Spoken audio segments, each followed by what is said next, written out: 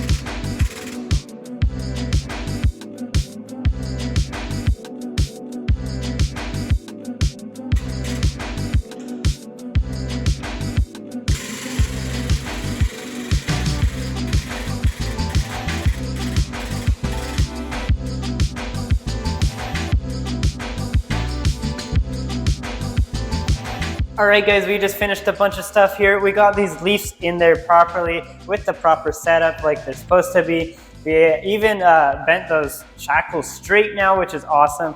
But with these leaves, we actually figured out at the back here, it needs a different bushing than what came with this leaf because this shackle's aftermarket and it's a lifted shackle. And for some reason it has a way heavier duty bolt because it's a lifted shackle. So we have to order that bushing, but that will come in later. And we can put it in anytime later on, which is fine. But that leaf is in there now, which is good. So now we can get this diff in the truck. And we've actually decided before we put it in the truck, we're actually going to make it nice and clean and shiny, and we're actually going to paint it with the exact same paint we painted the rear of that frame there on the truck.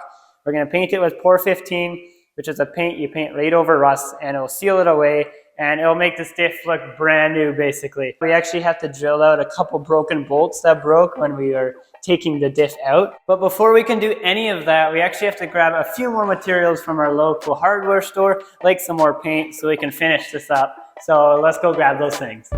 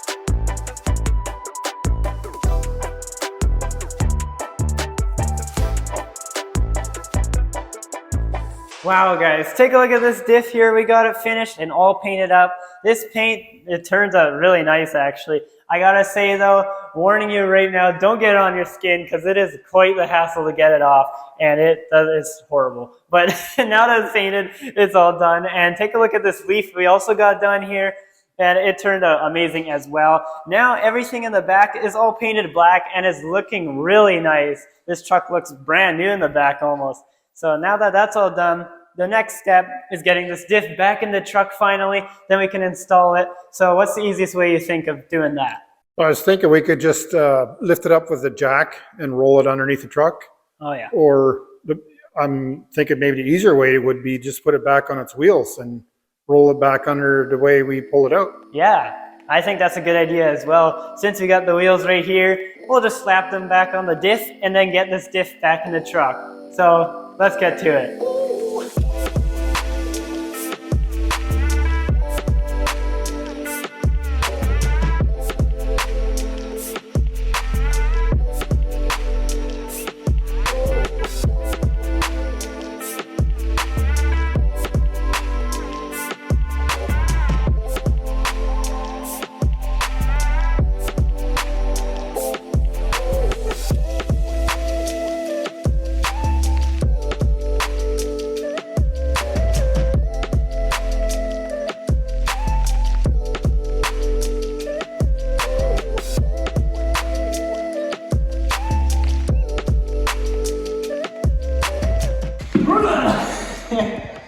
Oh no, no, I'm not gonna be able to do that.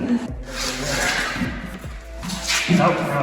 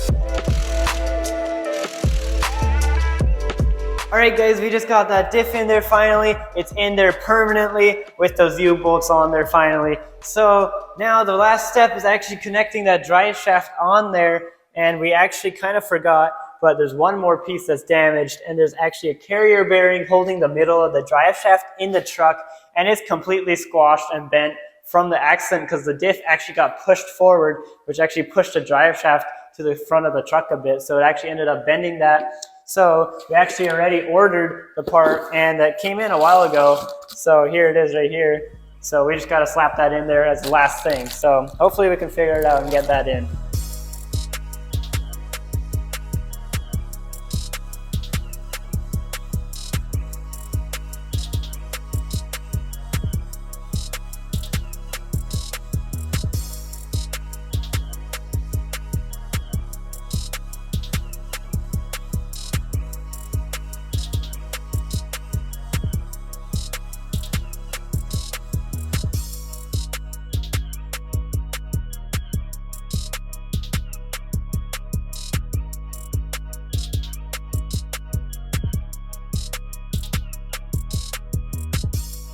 Oh wow. See, they got a mark on it. safety. They hammered the end in so it doesn't come loose. No way. Interesting. Yeah. So we got to take that nut out, I'm assuming, right? Yeah, that nut has to come off. That was easy. That was way too easy. Yeah. Is it too? Whoa, that was way too easy. Oh wow, everything's coming apart nicely. And that's the really squashed bearing. Now you can really see it, show how bent it is. Oh yeah, that's not round at all. No, that's a little What is going on? ovalish. That's weird. Yeah, this will just go right like this. Whew. Wow, that's too tight. That might be a little too tight. Why is it squeaking like that?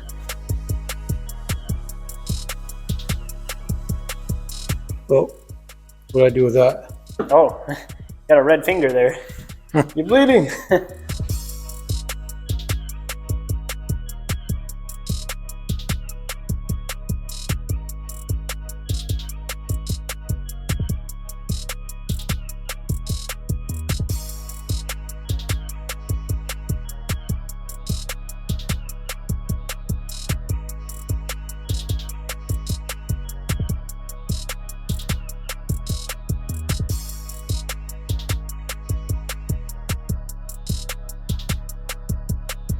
Alright guys, we just finished putting that drive shaft in for good with that hanger bearing, of course.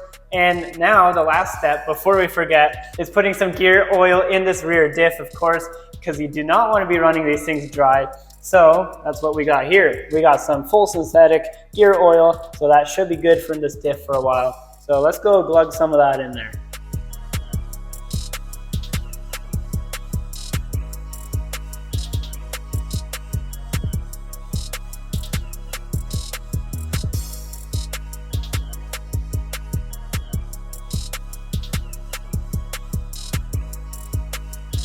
Alright guys, now that we got this whole rear end all done, I gotta say this truck is coming together. We even started off with having transmission problems, which ended up turning into having engine problems. We fixed all those problems. We even fixed the rear diff here, which means all the mechanical parts of this truck are actually all done now, which is amazing and a big step. The next major step in this project is finally getting onto actual body work, including this cab, because there was a bunch of damage from the accident as well, including the box side that had a lot of damage too. So that's gonna be actually in the next video. We're gonna start working on that. So that's gonna be some big progress on this truck. So subscribe and stay notified for those future videos, and I'll see you guys in the next one. See ya.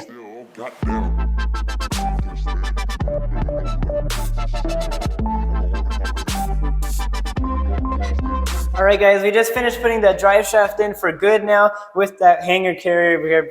What?